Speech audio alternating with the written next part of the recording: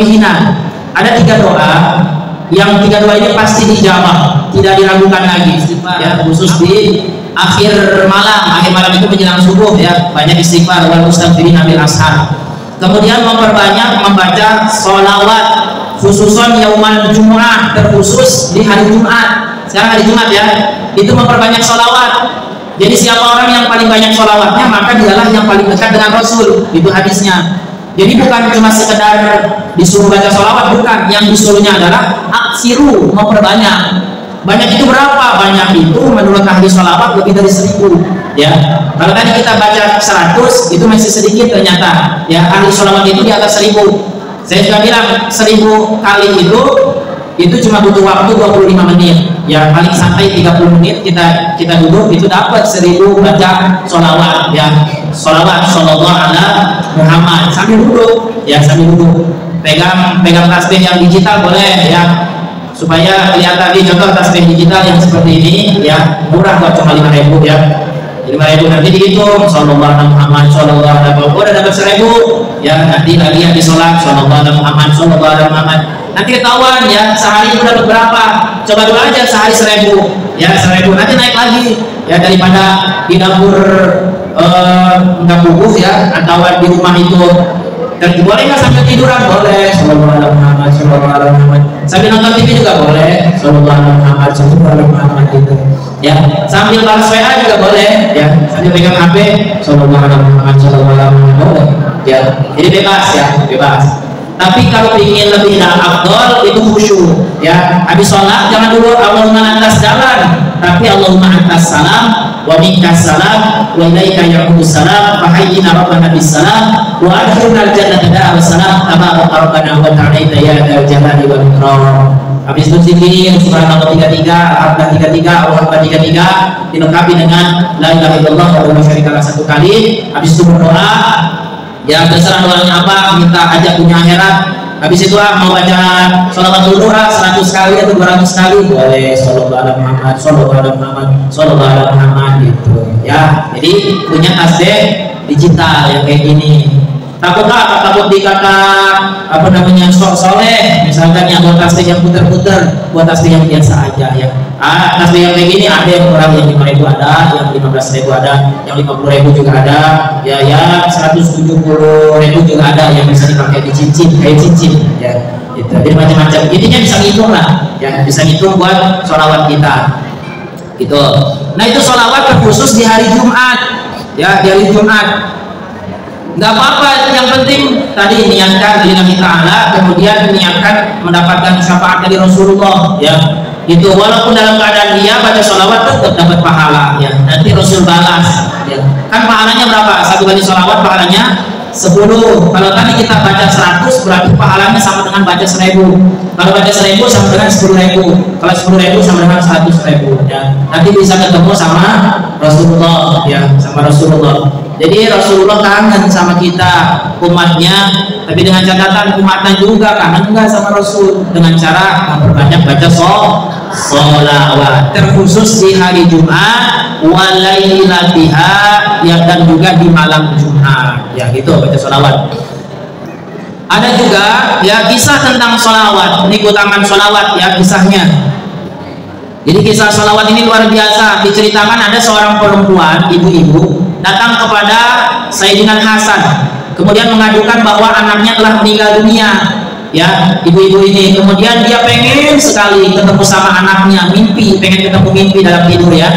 Kemudian kata Sayyidina Hasan, coba kamu sholat 4 rakaat setelah sholat isya dan baca setiap rakaat Al-Fatihah, kemudian baca surah Al-Hakumut Takatsur ya, Al-Hakumut Takatsur hatta zurtumul maqabir kalla sawfa ta'lamun. Terus dibaca ya 4 rakaat sholatnya, kemudian tidur miring ya, tidur miring, kemudian baca sholawat sampai tidur, sampai ketiduran. Sallallahu alaihi Muhammad sallallahu alaihi, terus ya baca sholawat sampai tidur. Nah kemudian dilakukanlah oleh ibu-ibu itu, pengen ketemu anaknya. Ternyata betul dia mimpi ketemu anaknya, tapi ternyata anaknya sedang disiksa ya, sedang disiksa. Kemudian dia ceritalah kepada Sayyidina Hasan, wahai guru ya, bahwa aku bermimpi ketemu anakku tapi anakku sedang disiksa ya. Akhirnya ternyata Sayyidina Hasan malam berikutnya ternyata beliau ketika melaksanakan amalan seperti itu beliau sama ketiduran dan mimpi ketemu anaknya yang tadi, yang si ibu itu. Ternyata ya dia mimpi tapi anaknya sudah berubah menjadi seorang perempuan yang cantik ya, sudah tidak lagi disiksa, tidak dirantai lagi, berada di satu taman surga, di atas dipan ya, terus di atasnya pakai mahkota dari cahaya. Kemudian si perempuan tersebut ya, perempuan yang tadi meninggal tersebut bilang, apakah kamu kenal sama saya? Enggak, aku enggak kenal sama kamu, kata Sayyidina Hasan. Kemudian dia bilang, kata perempuan itu, aku adalah anak ibu-ibu yang cerita sama Tuhan. Gitu. Kata Sayyidina Hasan, aku bingung ya. Kemarin ibu mau bilang kamu itu diborgol dan sedang disiksa, tapi kenapa sekarang kamu berada di satu taman dalam keadaan cantik menggunakan mahkota? Ternyata si anak tersebut cerita ya, kami di pemakaman kuburan ini ada 70.000 orang ya sedang disiksa. Jadi ada 70.000 orang tuh di pemakaman ya sedang disiksa. Kemudian lewatlah orang soleh, dan orang soleh tersebut lewati kuburan kita dan membaca sholawat. Satu kali sholawatnya, Allahumma sholli ala Sayyidina Muhammad wa ala ali Sayyidina Muhammad. Kemudian dia mengirimkan pahala sholawat tersebut kepada kita semua. Jadi dikirim gini kirimnya, Allahumma ausil salawat maghfiratuhu minas sholawat ila jami ahli kubur. Itu kalau bahasa Arabnya ya. Jadi kalau bahasa Indonesia juga boleh. Allahumma sholli ala Sayyidina Muhammad wa ala ali Sayyidina Muhammad. Ya Allah, kirimkan pahala dan keberkahan sholawat ini kepada ahli kubur yang ada di sini. Misalkan kuburan Cilebut ya, atau kuburan Tegalega, itu langsung ketika kita lewat kuburan baca sholawat, kirimkan untuk semua ahli kubur. Ternyata ketika dia membaca itu, Allah, kemudian Allah membebaskan kami, kita semua dengan keberkahan sholawatnya, dan mengirimkan ya pahalanya, keberkahan rahmatnya untuk kami semua. Nah itu, jadi gara-gara baca satu sholawat dikirimkan kepada ahli kubur, ternyata semuanya diampuni. Sebab kenapa? Sholawat itu langsung diterima ya, pahalanya langsung dapat, keberkahannya, rahmat Allahnya langsung turun. Jadi pantas saja ya, makanya di kuburan itu ya baca yasin ya, baca tahlil, baca doa, baca sholawat juga jangan lupa. Supaya apa? Atau dari rumah juga boleh ya, dari rumah. Misalkan kangen sama ahli kubur, keluarga yang udah meninggal, baca aja sholawat 3 kali. Habis itu kita kirim ke ahli kubur. Sesimpel itu ya, ngirim pahala sesimpel itu. Jadi nggak usah juga rutin doa, itu mah untuk bareng-bareng ya. Kalau misalkan pengen sendiri langsung kekirim cukup, Allahumma sholli ala Sayyidina Muhammad wa ala ali Sayyidina Muhammad. Ya Allah, kirimkan pahala ini untuk anakku yang sudah meninggal, atau untuk bapakku, emakku ya, atau siapapun yang sudah meninggal, untuk suami juga bisa gitu ya. Gitu, baca sholawat langsung dikirim ya. Kemudian ada lagi dalam hadis ya, ada dalam hadisnya tadi dikatakan khususan yaumil Jumat. Yaumul Jumat, hari Jumat ya.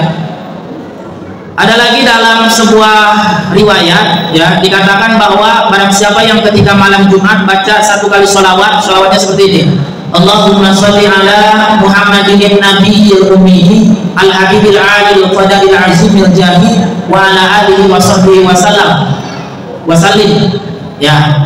Itu sholawat seperti itu maka akan mendapatkan keberkahan ya, akan ditolong oleh Rasul.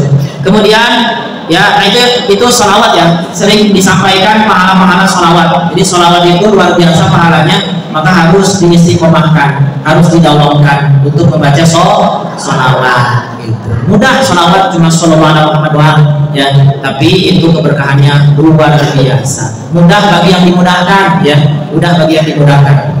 Kalau kita baca sholawat berarti Rasul sedang kangen, sebenarnya gitu kuncinya. Kita baca sholawat, ternyata Rasul sedang kangen sama kita ya, bukan berarti kita lagi kangen ya, itu Rasul juga kangen sama kita. Jadi dengan cara kita baca sholawat. Nah kemudian ya, di samping baca sholawat ya, juga ada amalan yang dianjurkan, yaitu wa minad du'ai, memperbanyak doa ya, memperbanyak doa, khususan fil asfar, di waktu hampir-hampir gelap ya. Wa Nabi Hurairah radhiyallahu anhu an Nabi sallallahu alaihi wasallam qala salatu da'awatin mustajabat la syakka fihinna ada 3 doa yang 3 doa ini pasti dijawab, tidak diragukan lagi. Ya, apa yang pertama? Da'watul mazlum, yaitu doanya orang yang dizolimi. Ya, hati-hati kalau ada orang tersakiti sama kita, nanti doanya itu manjur.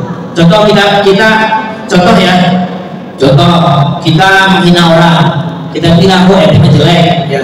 Itu yang dihina dia nggak balas apa-apa, dia diem aja, cuma bilang dalam hati, ya Allah balaslah ucapan dirinya. Itu besoknya ya langsung dibalas. Karena apa? Karena doa orang yang terzolimi, apalagi orang yang diambil uangnya, apalagi diambil tanahnya, apalagi diambil harta warisannya, apalagi dijatuhkan kehormatannya, dihina, dijelekan. Itu kalau orangnya diem aja nggak ngebales, itu kalau bahasa umumnya karma ya. Tapi kalau bahasa Islamnya adalah wa in asatum falaha, dan jika kamu berbuat buruk maka keburukan akan kembali lagi kepada dirinya. Jadi hati-hati sama orang yang pendiam, nego. Hati-hati sama orang yang pendiam. Orang pendiam mah dijelekin, dihina, dia diem aja. Nanti Allah yang bakal ngebales. Ya. Kan ada lagi orang yang kalau dihina, ente jelek, ente juga lebih jelek. Nah itu imbang, berarti dihina kemudian dibalas hinaan lagi. Tapi hati-hati, kita hina dia diem aja, itu yang akan membalas Allah sendiri. Ya, itu Allah sendiri yang akan membalas. Seperti hujan-hujan lagi naik motor, ya, naik motor kencang, hujan-hujan, itu airnya nyipratin orang-orang yang ada di pinggir, ya.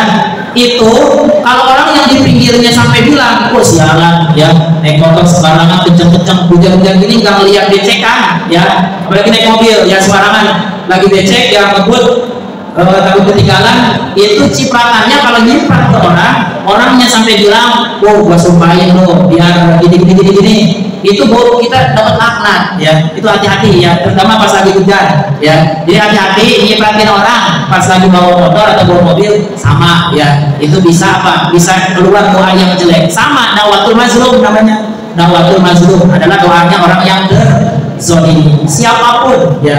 Ada kucing di dapur makan ikan, kucingnya ditendang, jebret. Ada kucing sialan, gara-gara makan ikan sepotong ditendang, ya, sampai dijedot ke tembok, ya. Itu kucing berdoa dalam ucapannya, cuma kita nggak dengar, cuma dia bilang miau. Tapi doanya apa? Ya Allah, tolong balaslah kelakuan mama yang mendang saya, ya Allah. Besoknya ternyata benar, ya, wah mama yang mendang kucing, ya. Jadi jangan sampai menjelekan atau menghina atau menyakiti orang lain, termasuk kucing sendiri, gitu, ya. Kucing, jadi jangan mentang-mentang kucing, ya. Kucing disiram pakai air kobokan, ya, pakai air bekas cuci beras disiram. Kalau dia maling kucing nggak apa-apa lah, kalau dia maling ikan nggak apa-apa lah, berdoa aja, ya Allah ikan saya dimaling sama kucing, saya berdoa semoga besok saya dapat rezeki yang melimpah biar bisa beli ikan 10 kilo, amin. Kata kucing, itu si kucing bilang amin, itu aslinya ya, besoknya dapat rezeki melimpah beli ikan tongkol ya 10 kilo. Kebanyakan ya itu, ya. Jadi bukan cuma ke orang saja, ke manusia juga harus berbuat, jangan bukan ke manusia saja, ke hewan juga harus berbuat baik, ya. Hati-hati itu, ke kucing contohnya, ya, ke binatang apa saja. Kemudian apalagi doa yang pasti dikabul oleh Allah, wadawatul musafir, doanya orang musafir dalam perjalanan, ya, perjalanan dari sini, perjalanan jauh, ya, dari sini kemana, ya, ke Surabaya, ke Bandung, ya, ke Sukabumi, atau perjalanan umroh atau perjalanan haji. Itu dalam perjalanan kita berdoa, ya Allah selamatkanlah, ya Allah mudahkanlah, ya Allah sehatkanlah, ya, itu doanya diijabah, ya. Jadi ketika dalam perjalanan pasti itu doanya diijabah. Makanya di dalam perjalanan jangan sampai berbuat kemaksiatan. Kemudian yang terakhir, doa yang pasti diijabah adalah wada'watul walid ala waladihi, doanya orang tua kepada anaknya. Jadi kalau, ya, doain anak terus doain, ya, biar pinter, biar soleh, jadi orang kaya, orang bermanfaat, sukses dunia akhirat, itu anak, ya, doain. Justru, ya, ketika anak lagi ngeselitnya, ya, itu doanya yang bagus. Kan kadang ketika anak ngeselin, ya, bikin pusing anaknya pelit, itu kan doanya kadang jadi anak bandel amat, bener anaknya jadi anak yang bandel, ya. Itu anaknya didoain yang bener, ya. Contoh misalkan anak bikin pusing emaknya atau bikin pusing orang tuanya, itu doain, nah, ya, biarlah nanti kamu jadi anak yang soleh, ya, biar jadi nanti anak yang berbakti, yang sukses, yang jadi orang kaya, hartanya melimpah, rajin sedekah dan lain-lain gitu. Ya, saya juga kalau anak saya nangis ya, saya mau kepalanya dikeplak sama saya, dia jadi anak soleh, jadi anak yang benar, jadi hafiz, ya, jadi orang kaya ini jangan yang pelit, yang rajin sedekah, setiap tahun bisa berangkat haji dan lain-lain. Itu kalau anak saya nangis, saya gituin ya, saya gituin. Jadi kan dalam hati, ya Allah, ya anak nangis baik, udah kepalanya dipegang, ya jadi anak yang soleh, ya nangisnya waktu kecil aja, nanti udah besar jangan nangis lagi, biar besarnya hidup bahagia, gitu. Saya suka bilang ya, anak bandel waktu kecil atau anak suka nangis waktu kecil, biarin nangisnya habisin, udah sekalian habisin aja waktu kecil, ntar gedenya nggak nangis lagi, ya udah gedenya jadi anak yang bahagia, jadi anak yang ya benar-benar manfaat gitu. Jadi doainlah gitu ya, doain mumpung orang tua masih ada untuk anak-anaknya gitu. Jadi doa orang tua untuk anaknya ya gitu. Terus ibu-ibu setelah sholat doain terus, minimal setelah sholat nih ya, satu Fatihah coba khususkan untuk anaknya ya. Kan saya juga pernah bilang ya, satu Fatihah untuk, bahkan kalau habis sholat tahajud itu mah 40 kali baca, 41 kali baca Fatihah khusus untuk satu anak ya, khusus untuk satu anak ya. Itu saya dengar ibu saya ya, katanya suka kirim Fatihah buat anak-anak yang 4, dikirimin Fatihah semua, satu anak 41 kali buat anaknya, buat saya khusus ya. Itu bisa ya, itu paling minimal habis sholat. Anaknya ada berapa? Ada 1, ya udah Al-Fatihah terkhusus untuk si Fulan bin Fulan ya, semoga jadi anak yang soleh. Al-Fatihah kirim buat anaknya. Anaknya 2, ya udah berarti yang kedua Al-Fatihah untuk anakku yang bernama ini bin ini, Al-Fatihah semoga jadi anak yang sukses. Al-Fatihah. Anaknya 3, Al-Fatihah usul buat anaknya yang bernama. Anaknya 17, ya udah 17 kali berarti. Ya itu, jadi ya kan pahalanya juga banyak ya, itu mah. Ya pahala Fatihahnya banyak gitu ya. Jadi perempuan ya yang udah melahirkan itu doanya mustajab Bu ya. Makanya ibu-ibu mah punya doa, punya lisan itu harus tetap berdoa buat anak-anaknya gitu ya, anak-anaknya. Jadi anak-anak itu tergantung emaknya lah ya tergantung emaknya. Jadi banyakin berdoa untuk anak. Kirim satu Fatihah setelah sholat untuk satu anak, coba praktekin ya, praktekin supaya apa? Anaknya nanti di kemudian hari selamat, anaknya berkah, anaknya bahagia ya. Kita udah nggak ada, udah meninggal, anaknya mau doain, itu kan ladang apa? Ladang doa, kirim Fatihah dari emaknya. Jadi dari sekarang coba praktekin aja ya, baca Fatihah setiap pada sholat untuk satu anak satu Fatihah. Amalkan, luar biasa. Jadi jangan pelit sama doa ya, jangan pelit. Nah kalau kita nggak doain anak, siapa lagi yang mau doain? Ya, bapaknya biarin kerja, ya, saudara-saudaranya nggak tahu doain atau enggak. Cuma satu yang mau bisa doain anak, emaknya doang yang lahirin.